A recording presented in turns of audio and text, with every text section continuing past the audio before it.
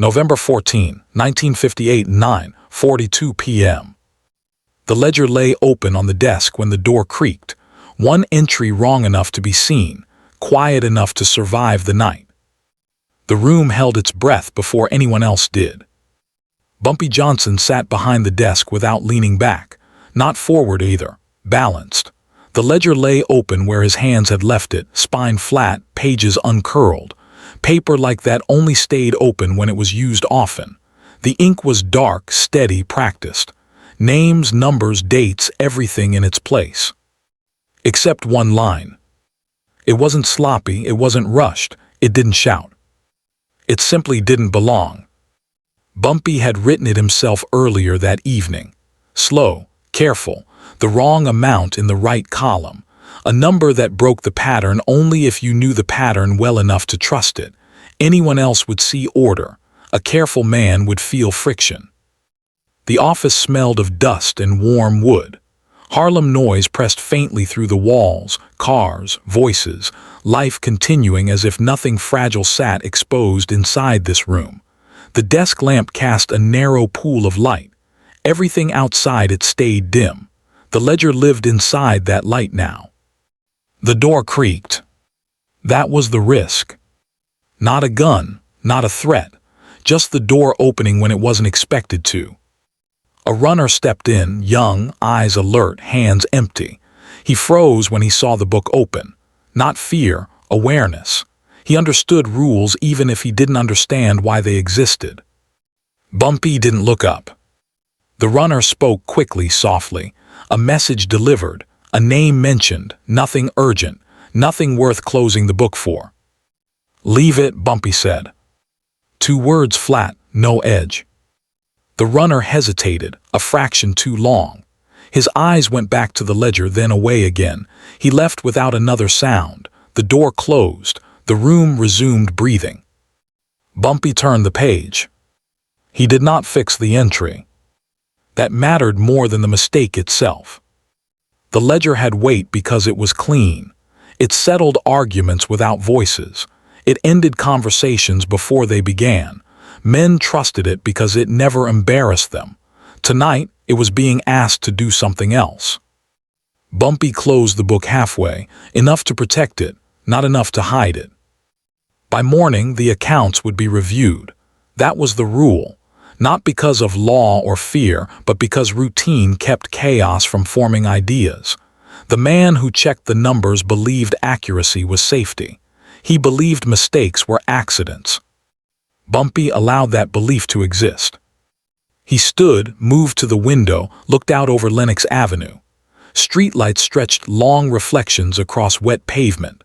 People passed without knowing their names were already written somewhere, balanced or not. Behind him, the ledger stayed where it was, open enough to be seen, wrong enough to matter. This wasn't a trap snapped, this waited. Bumpy understood men better than paper, but paper revealed men faster. The wrong entry would be noticed, or it wouldn't. Both answers carried weight. He returned to the desk, shut the lamp off, and left the ledger in the dark. It stayed open. The building settled after midnight. Heat pipes knocked once, then went quiet. Somewhere below, a radio faded into static. The office held its shape without witnesses. The ledger remained where it had been left, half open, its spine bent just enough to remember the pressure of hands. Morning would come, it always did, not as urgency, as fact. The man who reviewed the books arrived before the sun most days. Not early enough to be praised, early enough to avoid attention. He liked clean work, straight lines, numbers that behaved. He believed order protected him. He believed if everything added up, nothing would reach for him. The ledger waited to meet that belief. When the door opened again, hours later, it was done quietly. No creak this time. Familiar weight, familiar steps. The man paused when he saw the book open. He closed the door behind him before moving closer. That detail mattered. Habit, not fear. He washed his hands in the small sink by the wall, dried them carefully, sat. He read from the top, not the middle. He always did. Starting at the middle suggested impatience. He did not rush. He trusted the page to guide him where it wanted. Names passed without resistance. Amounts lined up like soldiers who knew where to stand. The rhythm soothed him. It always had. Then the rhythm shifted. Not enough to stumble, enough to feel. His finger stopped above the wrong line, hovered, did not touch. He reread the row above it, then the one below. The pattern corrected itself around the error like water flowing around a stone. He leaned back, not far, just enough to see the page as a whole. He understood what this meant. Not that someone had made a mistake, that someone had placed one. He did not look toward the door. He did not check the hall. The danger here was not movement, it was choice. Fixing it would be easy. One stroke, one adjustment, the ledger would be clean again, safer by his definition. The book would forgive him, paper always did. Reporting it would also be easy, not loudly, not dramatically, just a mention wrapped in concern. That option carried its own kind of comfort, it shared weight. He chose neither. He closed the ledger. Not slammed, not gently, decisively. The book made a sound, like a breath being let go. He sat there for a moment longer, hands folded, eyes steady. Then he stood, returned the ledger to the desk exactly where it had been, aligned with the edge. He did not reopen it. He did not make a note elsewhere. He left the room unchanged. Outside, the sky began to pale, morning doing what it always did. By the time the office filled with quiet motion, men passing through, chairs shifting, voices low, the ledger remained as it was, open enough, wrong enough. No one spoke about it. That was the answer. When the man returned later that day, he did not avoid the desk. He did not hover. He worked as he always had, efficient, invisible.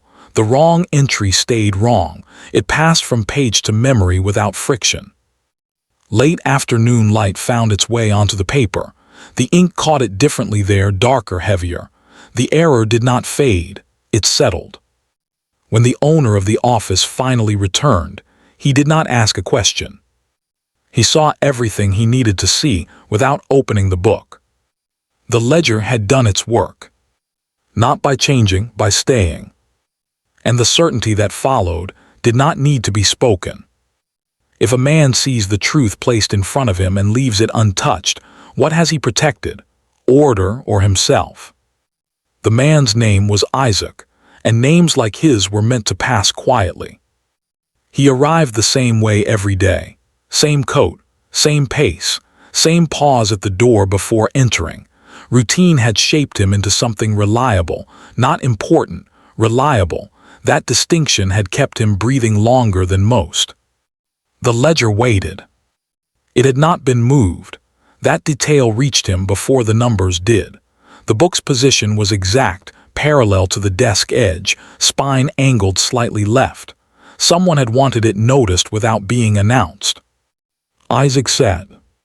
He did not open the ledger right away. That was new. Usually he began immediately, hands already working before his mind caught up. Today he allowed a moment to pass, one breath, then another. When he opened the book, the page fell naturally to the wrong entry. He did not smile, he did not frown, his face did nothing useful. The error pressed against his understanding of order. It wasn't careless, it wasn't rushed. It was intentional in the way only experienced hands could manage. Isaac knew the handwriting too well to doubt that. He also knew what correcting it would mean. Correction implied authority. He did not have that. The office around him stayed calm. No footsteps in the hall, no voices raised. The absence of noise made the choice heavier. Silence was not protection here. It was observation. Isaac traced the line above the error with his eyes, then the one below. The ledger was otherwise perfect. That was the point. A loud mistake would have been dismissed. This one demanded acknowledgement. By habit he reached for his pen. By judgment he stopped. There was a deadline, though no one had named it. By morning, the numbers would either stand as written or carry his mark. That decision would define him more than years of accuracy ever had. He closed the ledger. Not as a conclusion, as restraint. Isaac leaned back, chair creaking softly beneath his weight. He stared at the ceiling, not searching for answers, measuring consequences. Some paths ended quickly. Others stretched longer, thinner, harder to escape. Fixing the entry would make him useful. Reporting it would make him visible. Leaving it untouched would make him known. That last option frightened him most. The room did not react. It never did. Power rarely needed to. Isaac stood, adjusted the ledger back into its precise position, and left the office unchanged. The wrong entry stayed wrong. The book stayed open enough to be remembered. As he stepped into the hallway, the certainty settled. Not loud, not dramatic, just firm. He had been seen, whether anyone spoke to him or not.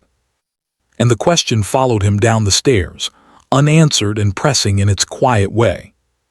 When a man recognizes truth and refuses to move it, has he chosen loyalty or surrender? Isaac did not sleep well that night. Not because of fear, because of clarity. Fear scattered thoughts, this gathered them.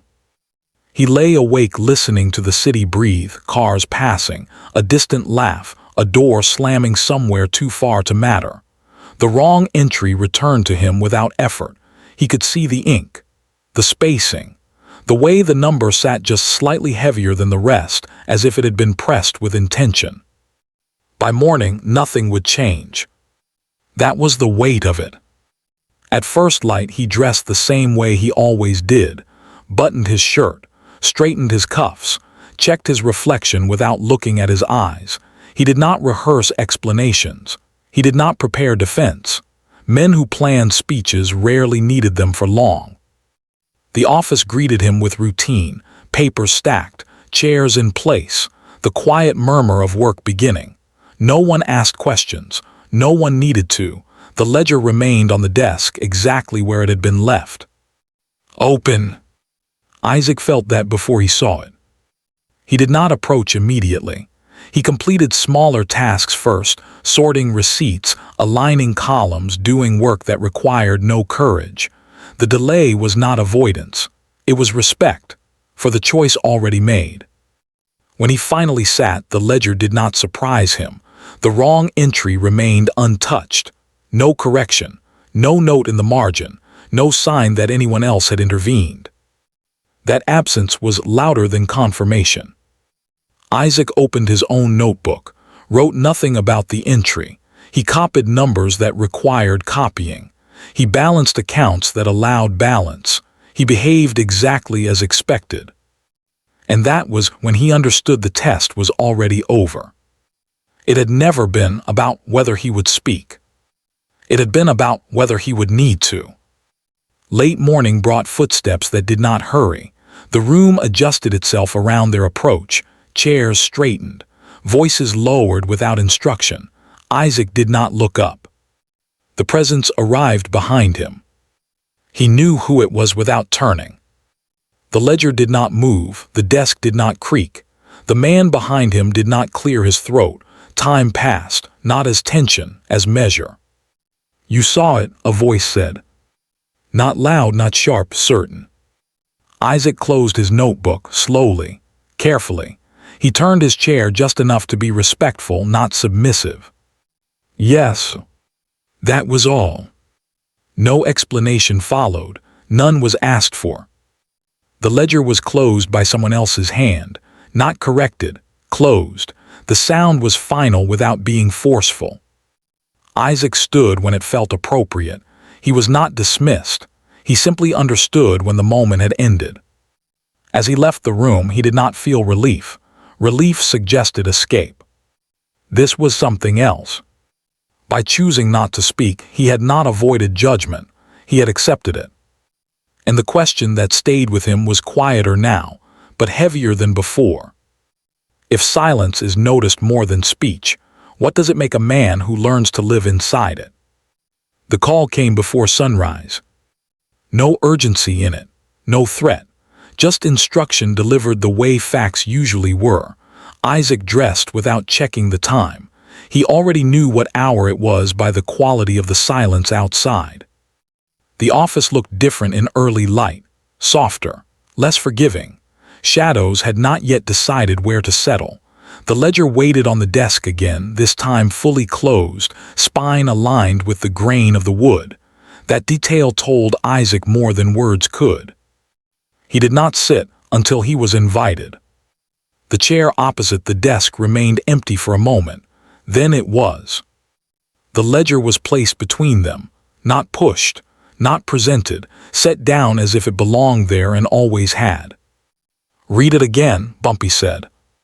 Isaac opened the book. He did not turn pages. He went straight to the line. The wrong entry met him without resistance, still wrong, still untouched. "It's deliberate," Isaac said. Not an explanation, a statement of fact. Bumpy nodded once, barely. Silence followed, not waiting, measuring. Isaac closed the ledger himself this time. He did not look up immediately. When he did, he kept his voice level. "I didn't change it." "I know," Bumpy said. 2 short lines, cold, finished. No praise, no warning, no correction offered. The truth had surfaced without force, exactly as intended. Bumpy rested one hand on the closed book, not claiming it, acknowledging it. "That entry stays," he said. Isaac understood the shape of the sentence. It wasn't instruction, it was consequence. Outside, morning began to move. Inside, the deadline dissolved. Whatever was supposed to happen had already happened. The ledger was no longer a test, it was a record. Bumpy stood, leaving the chair empty again. He did not wait for Isaac to respond. There was nothing left to say. Isaac remained seated, hands folded, eyes on the book that had altered him without touching him. As the footsteps faded, certainty settled into place, heavy and immovable. When truth is confirmed and left unchanged, does it belong to the man who wrote it, or the one who understood it? Isaac did not leave right away. The chair remained beneath him, solid, patient. The ledger sat closed now, heavier than it had been when it was open.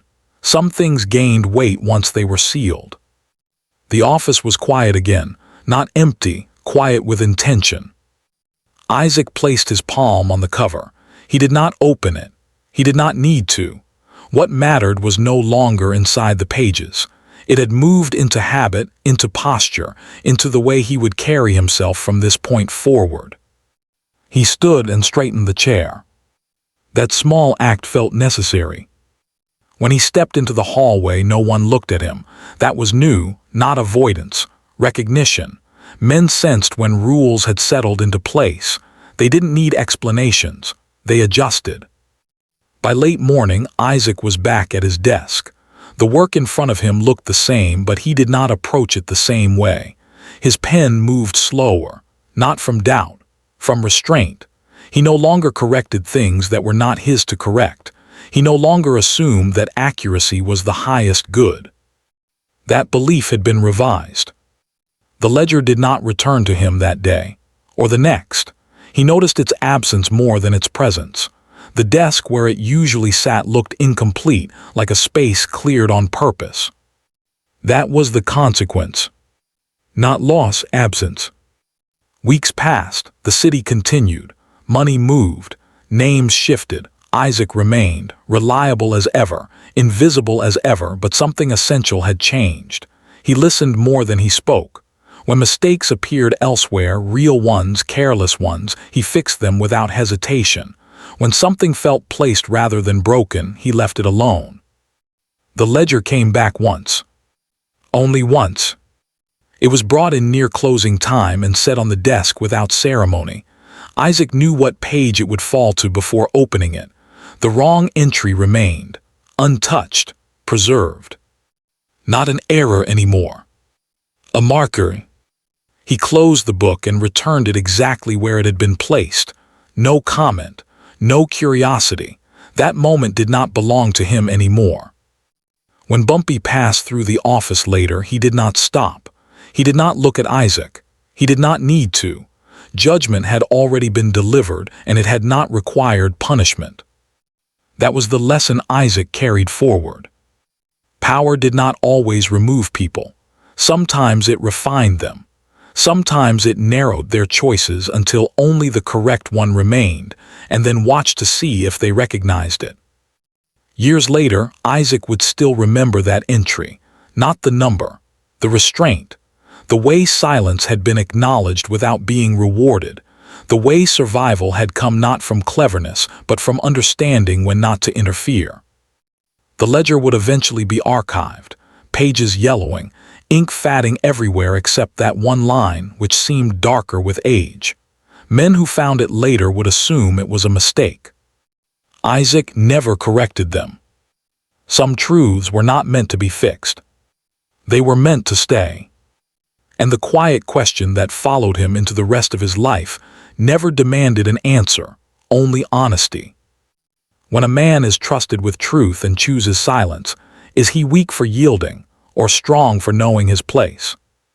Absence changed the room more than presence ever had. The desk where the ledger once lived stayed clear now, not empty, clear. Isaac noticed how often his eyes went there without permission, how his attention returned to that bare space as if something unfinished waited there. Nothing did. That was the point. Work continued. Money moved the way it always had, steady and unremarkable. Names were added, crossed out, rewritten elsewhere. The machine kept its rhythm. Order remained intact, but it was a narrower order now, less forgiving, more precise. Isaac adjusted to it without comment. He stopped offering opinions unless asked. He stopped correcting small inconsistencies that didn't belong to his role. He did his work cleanly and left the rest untouched. Men around him learned the shape of his silence. They did not test it. Silence that survived attention tended to carry weight. Weeks later, when the ledger finally returned, it did so without announcement. It appeared near the end of the day, placed on the desk by hands Isaac recognized but did not look up to acknowledge. The cover was worn the same way. The spine bent just enough to remember use. Time had not softened it. Isaac waited until the room emptied before opening it. The page fell where it always did. The wrong entry remained. Not faded, not corrected, not explained.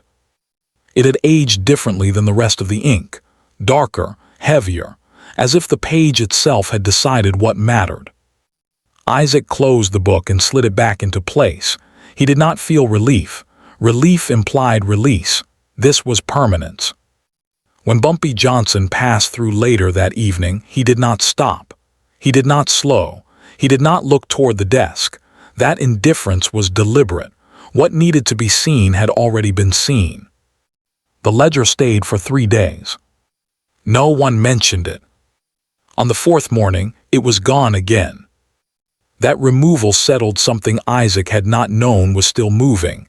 The consequence was complete now. Not punishment, confirmation. He had not been elevated, he had been defined. Years later, long after routines shifted and names changed, Isaac would still remember that entry, not the number, the restraint around it, the way judgment had arrived without spectacle and left without ceremony. He learned then that power did not always erase evidence. Sometimes it preserved it quietly, allowing the wrong thing to remain as proof that the right choice had been made. The absence of the ledger became its own kind of object.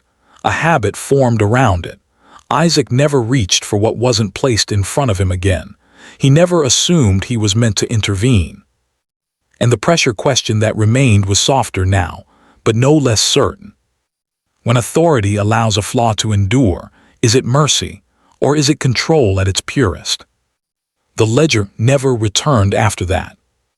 Not to Isaac's desk, not to his hands. Its absence became routine, then invisible. That was how permanence worked. It stopped asking for attention once it had been accepted. Isaac stayed where he was. Years passed without ceremony. Faces changed. Voices did not. The work narrowed further, becoming cleaner by subtraction. fewer opinions, fewer corrections, fewer men believing they were meant to fix what had not been placed in front of them. Isaac's habits spread quietly. Others learned when to leave things alone by watching what he refused to touch. That was the real consequence. Not the wrong entry. Not the book. The restraint that followed. Isaac no longer lingered over discrepancies that carried intention. He corrected errors that weakened structure and ignored those that strengthened order through tension. He did not speak about it. He did not teach it.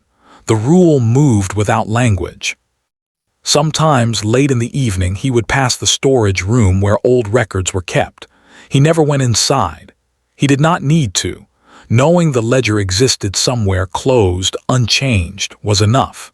Its presence lived as memory now, not object. When people spoke about power, they spoke too loudly. Isaac learned to recognize power by what remained unspoken, by what was allowed to sit undisturbed long enough to shape behavior. That lesson stayed with him longer than the man who taught it. When Bumpy Johnson eventually disappeared from daily life, the transition felt seamless. No collapse, no scramble. That told Isaac everything he needed to know about the kind of authority that had ruled before. It had not relied on fear. It had relied on judgment that men internalized and carried forward themselves. The wrong entry had never been corrected. That was the signature. Not a threat, not a warning.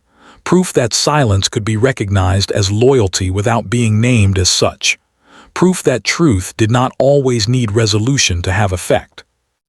Isaac retired without announcement, left without advice. The man who replaced him found the systems clean, the habits precise, the margins narrow. He assumed it had always been that way. Isaac did not correct him.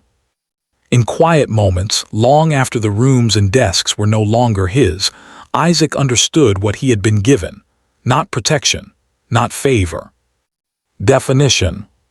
He had been shown where his responsibility ended and where survival began. He had been allowed to choose without being cornered, and his choice had been accepted without being celebrated. That was the heaviest form of judgment. Somewhere in a room that no longer mattered, a ledger still existed with a single wrong line preserved among perfect ones. Men who might find it someday would argue about it. Accident or intent. Sloppiness or signal.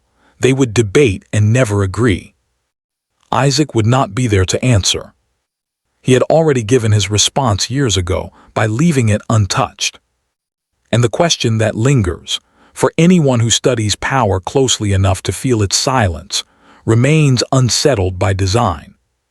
When a man is trusted with truth and chooses not to correct it, is he submitting to authority or proving he understands it?